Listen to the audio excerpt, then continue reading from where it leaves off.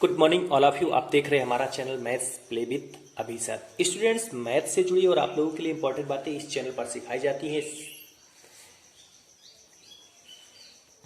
Maths को सीखने के लिए इस चैनल को सब्सक्राइब कर लीजिए और बेल आइकन को प्रेस कर दीजिए, जिससे जो वीडियो अपलोड हो उसका नोटिफिकेशन मिल सके सबसे पहले आपको। स्टूडेंट्स, अभी तक हमारे चैनल को आपने सब्सक्राइब नहीं किया है तो प्लीज सब्सक्राइब कर लीजिए तथा बेल आइकन को प्रेस कर दीजिए। स्टूडेंट्स, आज हम लोग डिस्कस करेंगे क्लास 9th एनसीईआरटी का एक न्यू टॉपिक, रिमाइंडर थ्योरम। लेकिन टॉपिक आपको स्क्रीन पर दिख रहा होगा। इस रिमाइंडर थ्योरम को डिस्कस करने से पहले कुछ हम इंपॉर्टेंट बातें को डिस्कस करते हैं। तो चलिए देखिए फ्रेंड्स, इस टॉपिक को आप बहुत पहले से समझ लीजिए, पढ़ते हुए आ रहे हैं। समझना कैसे है, हम सबसे पहले कोई दो नंबर ले लेते हैं, ठीक है। चलिए मैंने कंसीडर कर लिया, लेट 15 एंड 6, कोई भी नंबर ले सकते हैं सिंपली, है ना। हमने मान लिया लेट 15 एंड 6, दो नंबर लिया है। अब इसको हम डिवाइड करते हैं, और डिवाइड कैसे करते हैं, लॉन्ग डिवीजन मेथड से डिवाइड करते हैं। तो आप जानते हैं हमने क्या किया, 15 डिवाइड बाई 6। तो हम क्या देख रहे हैं कि जब हम 6 से 15 को डिवाइड करते हैं, सिंपली ऐसे डिवाइड किया जाता है। तो 6 2 जाएगा 12, कुछ रिमाइंडर बच जाता है। कितना रिमाइंडर बचता है, 3 बच जाता है ना। तो आपको स्क्रीन पर दिख रहा है ना। तो जब हमने इसको डिवाइड किया, 6 2 12 और 3 15, तो अब यहां पर हम क्या देख पा रहे हैं, इनको आप पहले से जानते भी होंगे, लेकिन अगर हम चाहें तो इसको हम ऐसे भी लिख सकते हैं कि 15 is equal to 6 into 2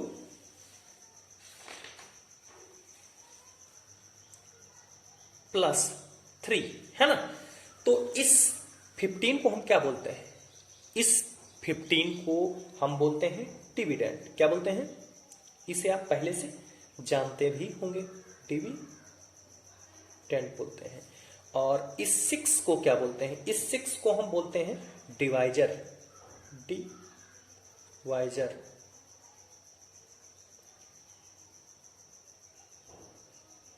divisor. और इस 2 को क्या बोलते हैं, इस 2 को हम बोलते हैं क्वोशिएंट। क्या बोलते हैं,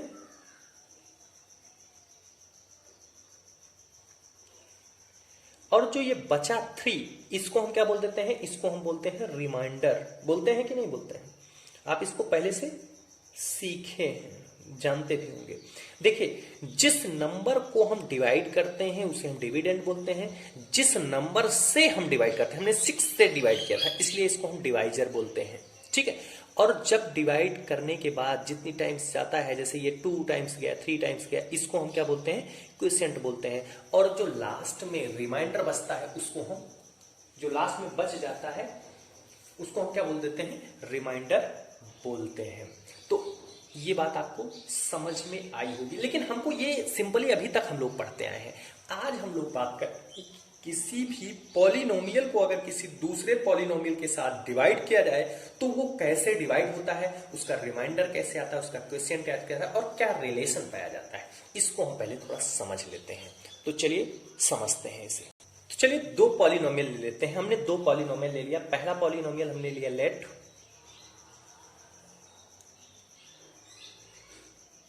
पी एक्स। पॉलिनोमियल को आप चाहे तो मान सकते हैं P X is equal to X plus 3 X square minus 1, और दूसरा पॉलिनोमियल ले लिया हमने जी एक्स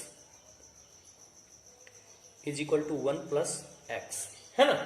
तो अब हमें इस पॉलिनोमियल को डिवाइड करना है। इट मींस पी एक्स को हमको डिवाइड करना है, किससे, जी एक्स से डिवाइड करना है। तो चलिए इसको डिवाइड करते हैं और देखते हैं क्या मिलता है हमको, है ना। डिवाइड के लिए हम लोग वही लॉन्ग डिवीजन मेथड को फॉलो करते हैं, लॉन्ग डिवीजन मेथड से डिवाइड करते हैं। अब देखिए 1, या इसको हम ऐसे भी चाहे तो लिख सकते हैं x प्लस 1। x प्लस 1 से हम डिवाइड करते हैं किसको, 3x square plus x minus 1। अब इसको सिंपली ऐसे डिवाइड किया जाता है, अब हमको क्या लाना है, 3x² लाना है। तो कैसे 3x² ले जाएंगे, अब देखिए यहाँ x है तो कितना मल्टीप्लाई कर दें, इधर इधर हमने कर दिया। अगर 3x से करते हैं तो 3x और 3x कितना हो जाएगा, 3x²। आपको फर्स्ट टर्म ही लाना होता है, बाकी टर्म को आपको ध्यान नहीं देना होता। वैसे अलजेब्रा का डिवाइड आपने पढ़ा भी होगा, लेकिन अगर नहीं पढ़े हैं तो यहाँ भी सीख लीजिए। बहुत इंपॉर्टेंट चीजें हैं, बहुत इंपॉर्टेंट चीजें जो आपको आगे काम आएंगी।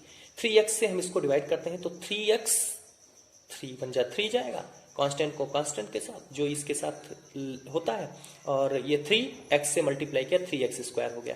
अब ये इसके साथ सब्ट्रैक्ट होगा और 3x इधर जाएगा तो 3x + 1 कितना हो जाएगा, 3x। अब देखिए ये इसके साथ सब्ट्रैक्ट होगा और यहाँ भी प्लस का सिंबल है इसलिए लगेगा माइनस, तो ये प्लस माइनस क्या हो जाएगा, कैंसिल आउट। और यहाँ हुआ -3x और +x, तो क्या मिल जाएगा आपको, -2x और ये -1 नीचे ले आए हम। अब हमको क्या लाना है, 2x लाना है। तो कितनी बार जा सकता है, आप मुझे बताइए कितनी बार जाएगा। अगर यहाँ पे हम लोग -2x लाना है तो इसलिए हम -2 से इसमें मल्टीप्लाई करें तो क्या मिलेगा, -2x मिल जाएगा।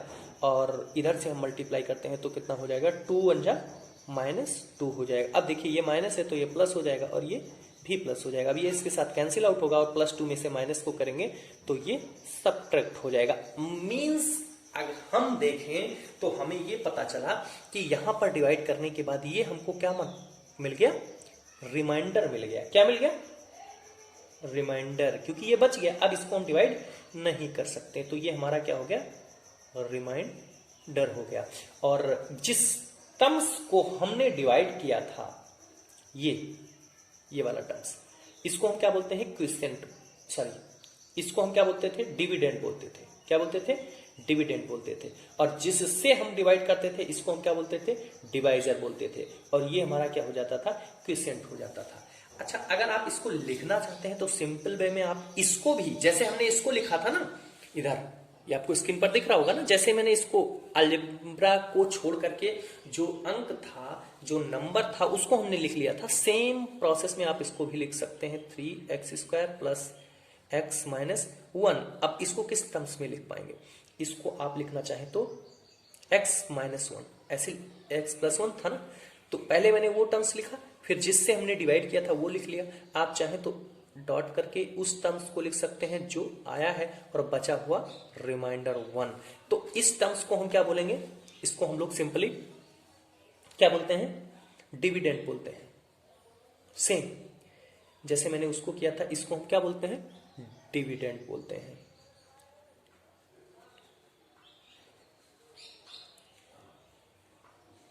डिविडेंड बोलते हैं, ठीक है। और इसको हम क्या बोलते हैं, डिवाइजर बोलते हैं। और इसको हम क्या बोलते हैं, बताइए, आप बताइए, क्विसेंट बोलते हैं। और इसको हम क्या बोलते हैं, रिमाइंडर बोलते हैं, है ना। देखिए ये तो हम एक्चुअल डिवाइड करके, लॉन्ग डिवीजन मेथड से डिवाइड करके हम इसके रिमाइंडर को फाइंड आउट करते हैं। लेकिन एक तरीका ऐसा भी है कि जिसके थ्रू हम बिना डिवाइड किए, एक्चुअल डिवाइड किए हुए, बिना लॉन्ग डिवीजन मेथड से डिवाइड किए हुए हम इसको डिवाइड कर पाएंगे। वो बात हमें बताई गई किसमें, रिमाइंडर थ्योरम में। तो वो बात है क्या, उसको हम कैसे अप्लाई करते हैं और क्या चीजें होती हैं, इसको हम जानेंगे आज रिमाइंडर थ्योरम में, है ना। तो चलिए एक बात यहां पर और समझ लेते हैं कि अगर हम इस टर्म्स को लिखना चाहें तो हम इसको हम ऐसे भी लिख सकते हैं कि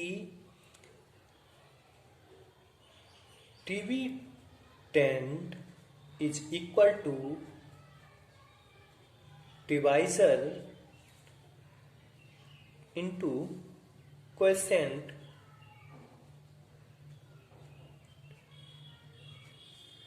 और प्लस रिमाइंडर, है ना। ये एक रिलेशन है जिसको आप बहुत पहले से पढ़ते आ रहे हैं और ये आपके लिए इंपॉर्टेंट भी है ना।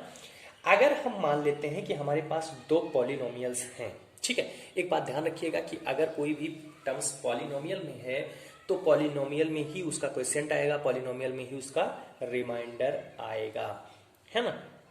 हमने माना let P x and Q x, ये दो हमारे पास पॉलिनोमियल हैं और इनको हम डिवाइड करते हैं तो जो इसका क्वोशिएंट आता है B2 पॉलिनोमियल्स